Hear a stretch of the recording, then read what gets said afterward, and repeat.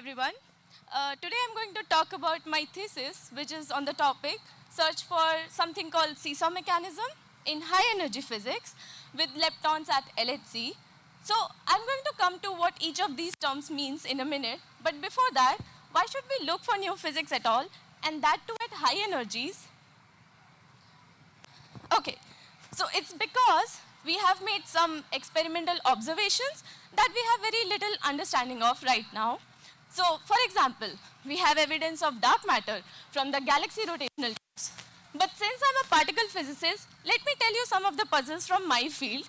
So, we have a very nice worked out theory of particle physics which describes 3 out of the 4 fundamental interactions of the nature, matter, and then how these matter get masses through the Higgs mechanism. So there are many particles, electrons, muons. These are called leptons. Then there are some other particles called quarks, which are found inside protons, neutrons. So all these particles are fundamental particles. They cannot be broken down into simpler particles. And together they form all the matter that we see around us. So the theory does not predict the masses of these particles. They are experimentally measured quantities.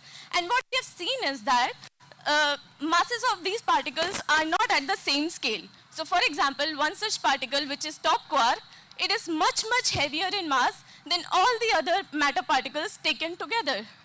And speaking of masses, there is another class of particles called neutrinos, which are almost massless. They are more than 1 million times smaller in mass than the least massive matter particle, which is electron.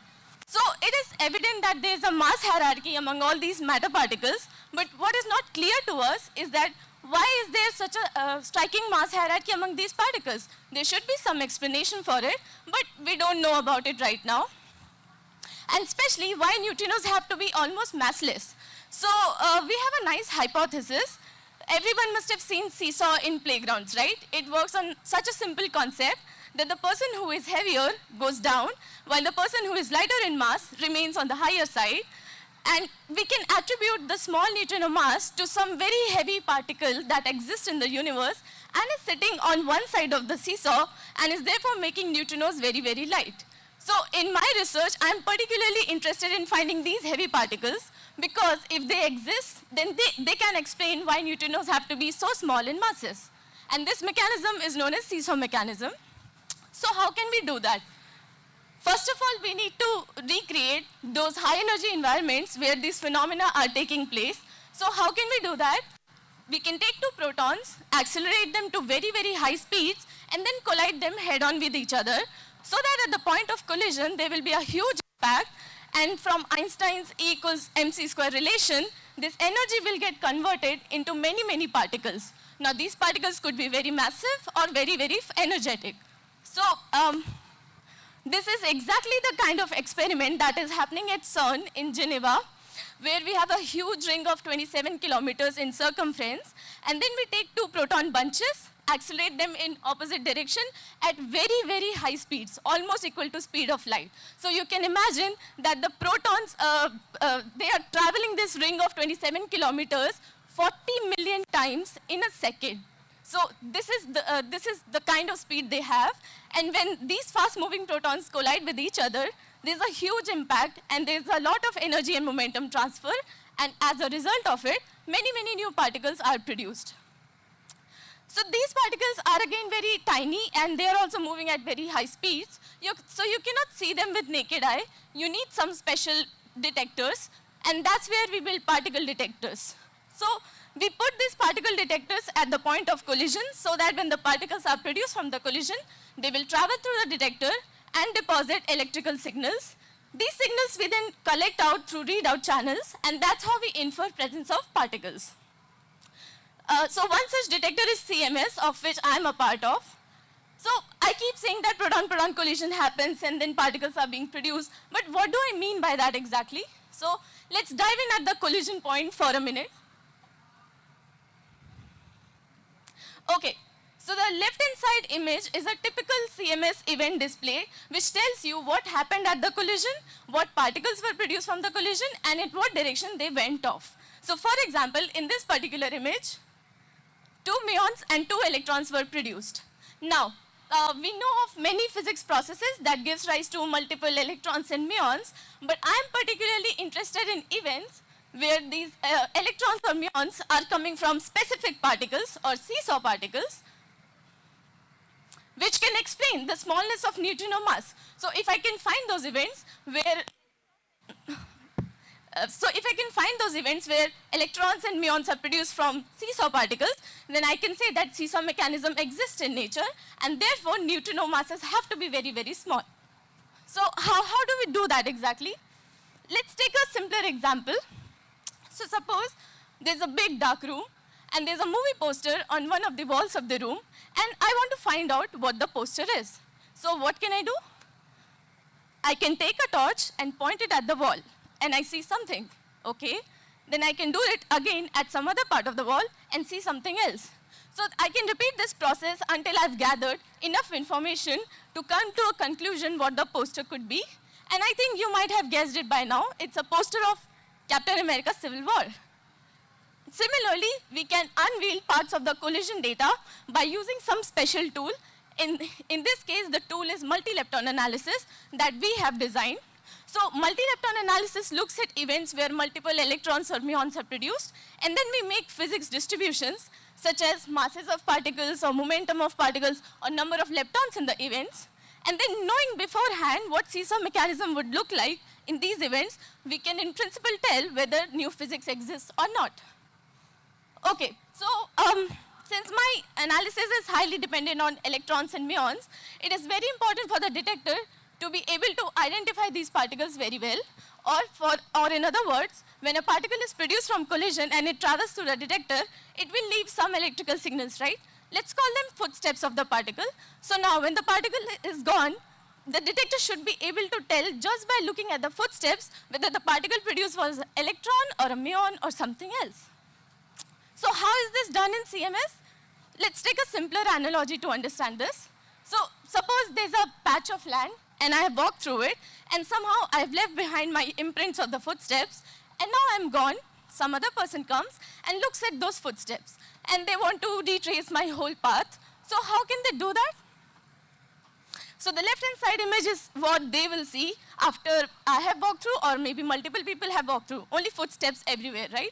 So they can try to pick out similar features such as size of the footstep or shape of the sole of the footwear, like that, and then they can match those similar steps and make the whole path of the person.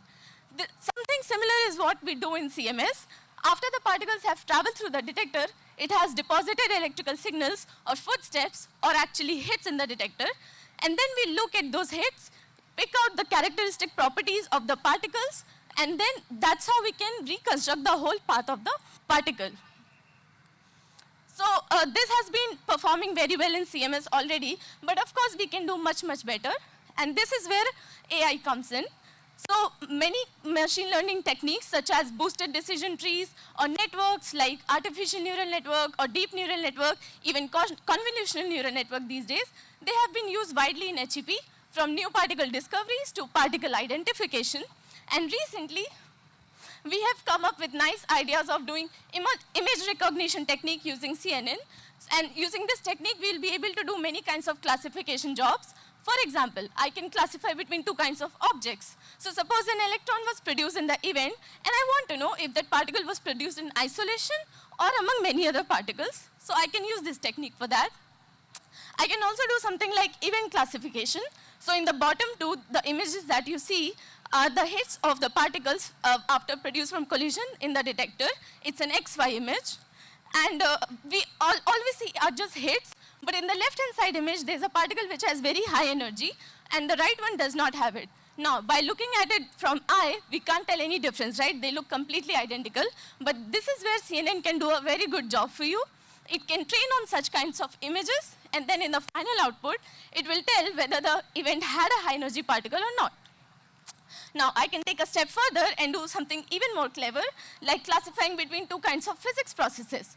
So, in other words, CNN can tell you whether the event is more likely to come from a seesaw mechanism or from other standard model processes that I already know of. So, the top right plot is the ROC curve that is obtained from using different techniques in multi-lepton analysis. So the blue one is the signal efficiency versus background rejection that is obtained from using a physics distribution in multi-lepton analysis, but the rest three are coming from using networks in multi-lepton analysis, and clearly they improve the sensitivity of the analysis by a lot. So we tried ANN, we tried DNN, and finally we tried CNN, and clearly CNN outperforms all the other networks and the physics distribution. So since I'm short of time, I'd like to just conclude with the final results of physics searches that we performed using multi-lepton analysis. And we searched for seesaw mechanism.